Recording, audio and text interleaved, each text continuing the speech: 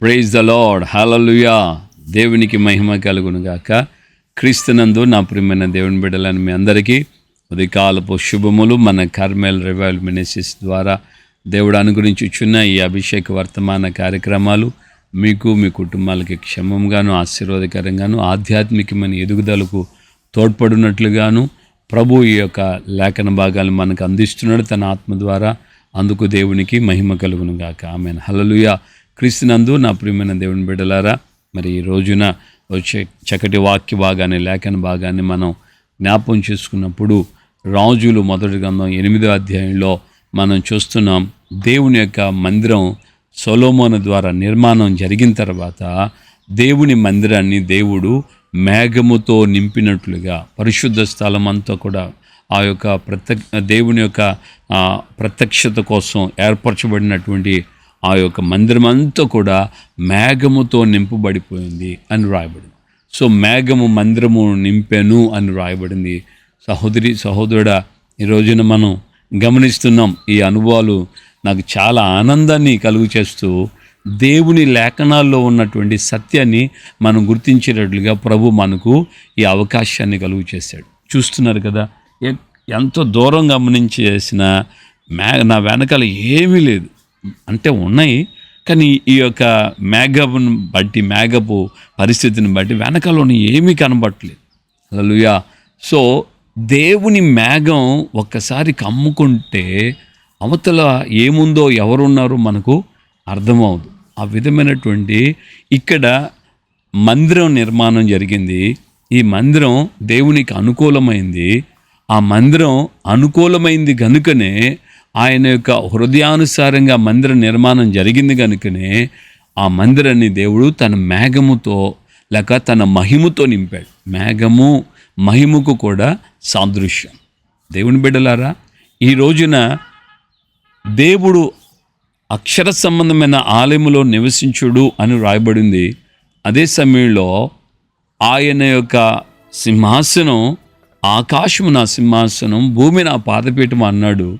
అలాంటి పరిశుద్ధుడైన దేవుడు ఏదో అక్షర సంబంధమైనటువంటి ఆలయాల కంటే కూడా అంత ఆకాశ మహాకాశాలు పట్టజాలని అంత గొప్ప దేవుడు నివాసం కోరుకుంటున్నాడు.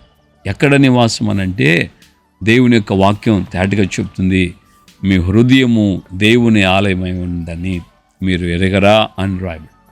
దేవుని ఆలయము ఎక్కడ కావాలని ఆయన కోరుకుంటున్నాడంటే ఏదో పెద్ద పెద్ద పెద్ద పెద్ద బిల్డింగ్లు కడితేనే అదే చర్చి అనో, లేదంటే ఎత్తైన గోపురాలు సిలువులు పెడితే అదే చర్చి అనో, లేకుంటే ఇదే పరలోకపు గవిని అని రాసినంత మాత్రాన అక్కడ ఉంటానో, పెద్ద రేకులు ఈ గోడౌన్లు కడతారు చూడండి. మన వాళ్ళు ఇది ఒక ఫ్యాషన్ చేసుకున్నారు, గోడౌన్లు కట్టేసి ఇదే మందిరం అనే. అంటే మేబీ ఒక్కొక్కరికి వాళ్ళ యొక్క స్తోమతను బట్టో లేకపోతే ఉన్నదాన్ని బట్టో చిన్న పాకైనా దేవుని మందిరం అవ్వచ్చు, తప్పేం లేదు. కానీ కొంతమంది ఇలాగని అలాగా ఆలోచిస్తుంటారు. దేవుని బిడ్డలారా, వీటన్నిటిని జస్ట్ మనం సమాజ మందిరాలుగా అంటే సమాజంగా మనం కూడుకున్న చోట ఏర్పడిన మందిరం అది. కానీ నిజమైన దేవుని మందిరం ఏదంటే మానవుని హృదయమే దేవుని యొక్క మందిరం. దేవుడు మానవుని యొక్క హృదయంలో నివసించాలని ఆశపడుతున్నాడు. దేవుని యొక్క లేఖనం యోహాను సువార్త 14వ అధ్యాయంలో యేసయ్య ఈ మాట చెప్పాడు, నేను తండ్రి యొద్ద నుండి ఆదరణకర్తను పంపిస్తాను, ఆయన మీతోనూ మీలోనూ నివసిస్తాడు అని. సో ఆయన మనలో ఉండటం అనుభవాలు చాలా గొప్పవి. అంటే దేవుడు మనలో రావాలని మనలో ఉండాలని ఆయన కోరుకుంటున్నాడు.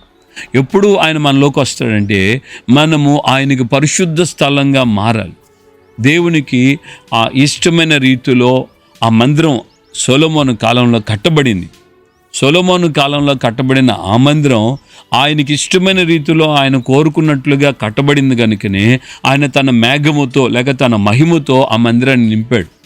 అలాగే ఈ రోజున నిన్ను, నీ జీవితాన్ని లేక నీ కుటుంబాన్ని లేక నీ సంఘాన్ని ఆయన మహిమతో నింపాలి అని అంటే నీవు ఆయన కోరుకున్నట్లుగా ఉండాలి. నీవు ఆయనకి ఇష్టడైనట్లుగా, ఆయనకి నీ ప్రవర్తన అనుకూలంగా ఉన్నట్లుగా నీ యొక్క నడక, నీ ఆలోచన, నీ ప్రార్థన జీవితం, నీ పరిశుద్ధత ఎప్పుడైతే నీవు దేవునికి అనుకూలంగా ఉంటావో అప్పుడు దేవుడు తన మహిమతో నింపుతాడు, తన యొక్క అభిషేకంతో నింపుతాడు.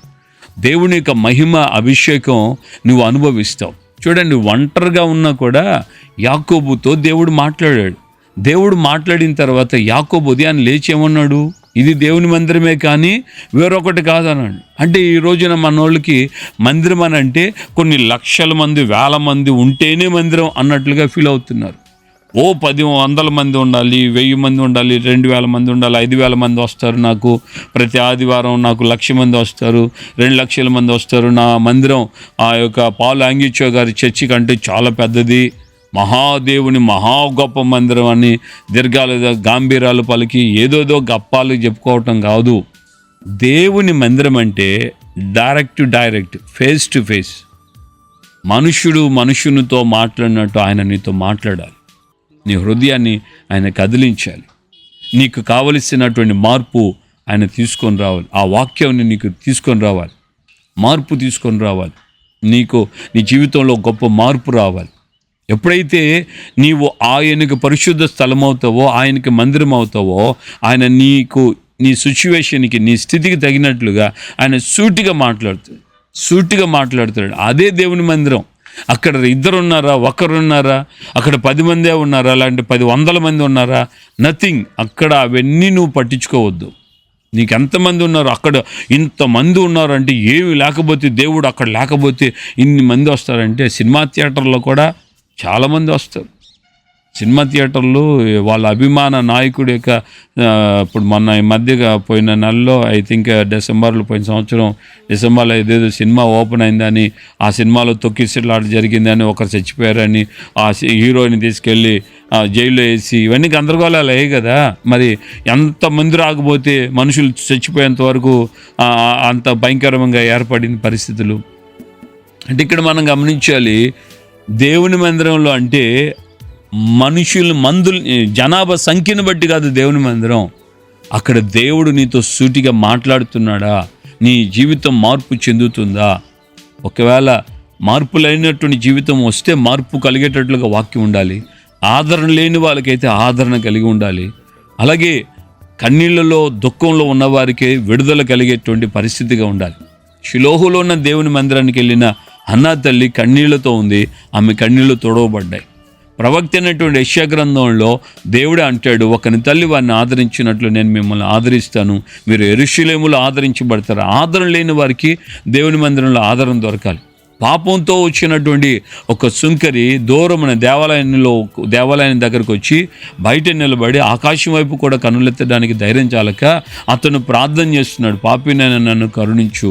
దేవుని యొక్క తీర్పు ఏంటంటే, అతనికంటే ఇతడు నీతిమంతుడే, తన ఇంటికి వెళ్ళునని. హల్లెలూయా. సో ఇక్కడ ఈ 3 విషయాలను మనం గమనిస్తున్నాం. పాపంతో ఉన్న వ్యక్తికి మార్పు వచ్చింది, ఆదరణ లేని వ్యక్తికి ఆదరణ కలిగింది, కన్నీళ్ళలో ఉన్న వ్యక్తి యొక్క కన్నీళ్ళు తుడిపించబడ్డాయి. మరి ఈ రోజున దేవుని మందిరం అంటే ఏంటి? దేవుని యొక్క మందిరం పరిశుద్ధ స్థలం, అది దేవుని యొక్క ప్రత్యక్షత అనుగ్రహించబడే స్థలం. అక్కడ దేవుడు నీతో సూటిగా మాట్లాడే స్థలం, నిన్ను హెచ్చరించే స్థలం, నిన్ను ధైర్యపరిచే స్థలం, నిన్ను గద్దించే స్థలం, నిన్ను ఆదరించే స్థలం. ఇవి దేవుని మందిరం. ఈ దేవుని మందిరాన్ని మనం ప్రేమించాలి. అక్కడ 10 మంది ఉన్నా, 2 ఉన్నా, 1 ఉన్నా నువ్వు కన్ఫ్యూజ్ కానవసరం లే. ఖచ్చితంగా దేవుని ప్రసన్నతతో నువ్వు నింపబడతావు. దేవుని యొక్క వాక్యము సూటిగా ముఖాముఖిగా నీకు అనుగ్రహించబడుతుంది. కొంతమందికి దేవుడు సూటిగా మాట్లాడితే అట్టట్లా అంత ముఖాముఖిగా సూటిగా చెప్పేస్తే ఎట్లా వీలవుతుంది? మనుషులు ఎట్లా నిలబడతారు, ఎట్లా ప్రార్థనకు వస్తారు, ఎట్లా ఉంటారు అన్నట్లుగా కలవరపడి, బాబోయ్ అంతా అయితే మాకు అవసరం లేదులే, మా జీవితం కప్పబడే ఉండాలి, మా పాపపు బ్రతుకు మరుగు చేయబడి ఉండాలి, మా బ్రతుకు ఇట్లా ఉండాలి, కాకపోతే మేము పేరుకు మాత్రం దేవుణ్ణి ఆరాధించే వ్యక్తులుగా కనబడాలి అనేవాళ్ళు లేకపోలేదు.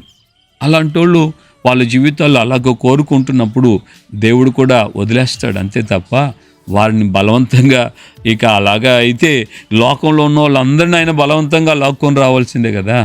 కానీ ఆయన బలవంతం చేయడు. నీకు ఇష్టమై నువ్వు ఆయన దగ్గరికి వస్తే ఆయన నీతో మాట్లాడతాడు, నిన్ను హెచ్చరిస్తాడు, నిన్ను సరిచేస్తాడు, నిన్ను బుద్ధి చెప్తాడు, నిన్ను ఆదరిస్తాడు, నిన్ను ధైర్యపరుస్తాడు, నిన్ను దీవిస్తాడు, మేలులతో నిన్ను నింపుతాడు, మహిమలోకి నిన్ను చేరుస్తాడు. హల్లెలూయా. దేవుని యొక్క మందిరమును మేఘము నింపెను, లేక మహిమ ఆ మందిరాన్ని నింపెను. నువ్వే దేవుని మందిరం, మరి నిన్ను ఆయన మేఘముతో లేక మహిమతో నింపుతున్నాడా? ఆయన నీతో ముఖాముఖిగా మాట్లాడగలుగుతున్నారా? ఆలోచించండి. నాకు ఈ ప్రాంతం, ఈ విధమైన వాతావరణం చూస్తుండగా నా ఆత్మ ఆ విధంగా ఆనందిస్తూ పరితపిస్తుంది. దేవుని యొక్క ప్రసన్నతను నేను కూడా ఇలా అనుభవిస్తూ ముందుకు సాగాలని అర్థం చేసుకుందామా? దేవుని కోరుకో. ఇలాంటి అనుభవం నుండి నాకు దూరము చేయొద్దయ్యా. నేను మరింతగా నేను మీతో నడవాలి, నాకు సహాయం చేయండి అని ప్రైజ్ ది లార్డ్ ప్రార్థన చేసుకుందాం. ప్రేమగల తండ్రి, మీకు వందనాలు. ఉదయకాలం మందు నాతో మాతో మీరు మాట్లాడిన మీ అమూల్యమైన వాక్కుకై స్తోత్రం. మీ కుమారుడు నైనా మీ దాసుడు రాజైనటువంటి సొలొమోను మందిరాన్ని కట్టిన తర్వాత ఆ మందిరాన్ని మీరు మేఘముతో మహిమతో నింపినట్లుగా మీ లేఖనాలను మేము చదువుతున్నాం. అలాగే క్రొత్త నిబంధనలో మా హృదయమే మీ యొక్క ఆలయం. మేము మీకు అయ్యా పరిశుద్ధమైన స్థలంగా మా జీవితాలు ఎప్పుడైతే మారుతాయో అప్పుడు నాయన మీరు మమ్మల్ని మీ మేఘముతో లేక మహిమతో నింపుతారని మీ లేఖనం మాకు ధైర్యాన్ని, విశ్వాసాన్ని కలుగు చేసింది. ఈ మాటలు వింటున్న ప్రతి ఒక్కొక్కరు అయ్యా సూటిగా తేటగా మీ ముఖాముఖిగా మాట్లాడుతున్న మీ మాటలను లక్ష్య పెడుతూ మీరు కోరుకున్న రీతిలో దైవికమైనటువంటి జీవితాన్ని అనుభవిస్తూ మీకు ఆలయముగా, మీ మహిమకు నిలయముగా వారి జీవితాలు, వారి కుటుంబాలు, వారి సంఘాలు నడిపించబడినట్లుగా సహాయం వచ్చేయండి. ఘనత, మహిమ, ప్రభావాలు మీరు మాత్రమే పొందుమని యేసు పరిశుద్ధ నామములో ప్రార్థన చేసి పొంది ఉన్నాము తండ్రి. ఆమేన్. మన ప్రభువైన యేసుక్రీస్తు కృపయు తండ్రి అయిన దేవుని ప్రేమ, పరిశుద్ధాత్మిక అన్యోన్య సహవాసం, సమాధానం ఇప్పుడు ఎల్లప్పుడు సకల పరిశుద్ధులకు మనకును ప్రభు రాకడ పర్యంతం కృప తోడై ఉండి నడిపించును గాక. ఆమేన్, ఆమేన్, ఆమేన్. హల్లెలూయా. ప్రభుపేట అందరికీ వందనాలు. దేవుడు నిన్ను తన మహిమతో నింపేటట్లుగా ఆయనకు అనుకూలమైన పరిశుద్ధ స్థలంగా నువ్వు మార్చబడిపోగా.